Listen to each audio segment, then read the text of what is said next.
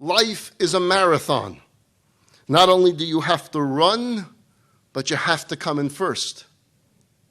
And they keep running and running and running, and they can't stop for a minute to actually live their lives, to smell the roses, as we say.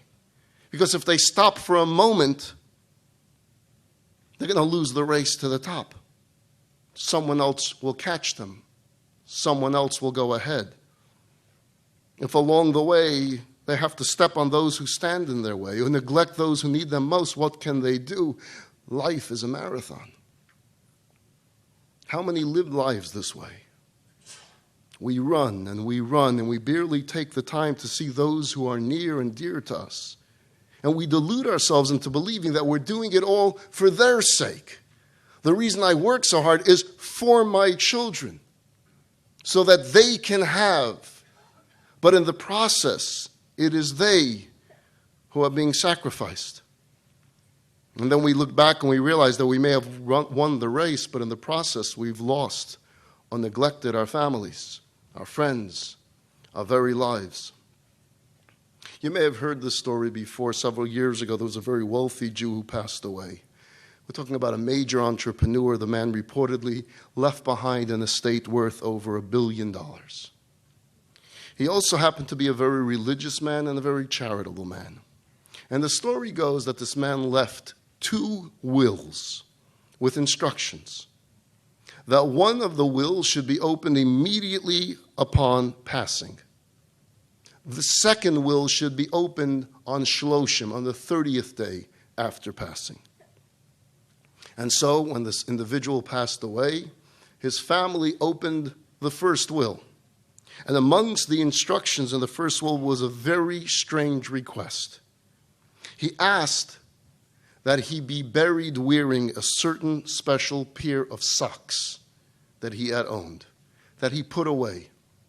He put it in a dresser in the house, he put it in a very specific place, and he asked that when he passed away, he wanted to be buried wearing those socks. Strange request. People have stranger requests. Upon reading this, his children immediately went to his room, went to the dresser. Sure enough, the socks were there. They took the socks, they brought it to the Chevra Kadisha, to the Jewish Burial Society, and they said that our father left instructions that he be buried wearing this pair of socks. Now, as much as the Chevra Kadisha didn't want to upset the family, they respectfully explained that it was not in keeping with Jewish tradition. In Jewish law, a person is not buried wearing socks. And the children pleaded and said, look, our father was a very pious and learned man, and if our father asked that this is what he wanted, then we have to respect that. And the Jewish Burial Society said, we go by Jewish law here. We can't make exceptions. If you want, we can call rabbinic authorities to find out indeed if there's any leniency here.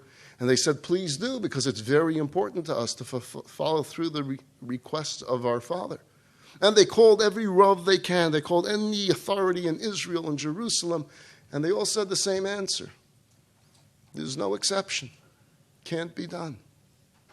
So the Chevra Kadisha gets back with the family, and they said, look, it's possible that your father simply did not know of this law. Not everyone studies the laws of burial.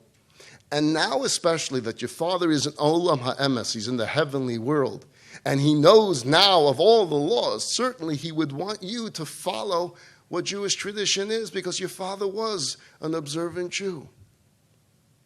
And reluctantly, the children have to give in, and they say, you're right. If that's what Jewish law says and there is no leniency here, then you'll just have to go ahead and do it according to Jewish tradition. 30 days go by. The second will is opened. It read something like this. My dear children, by now you would have buried me without my socks.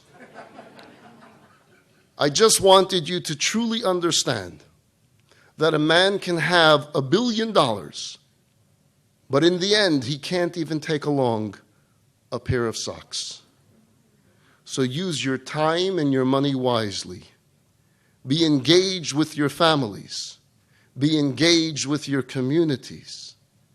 And be charitable. There is a way to win without having to see life as a marathon.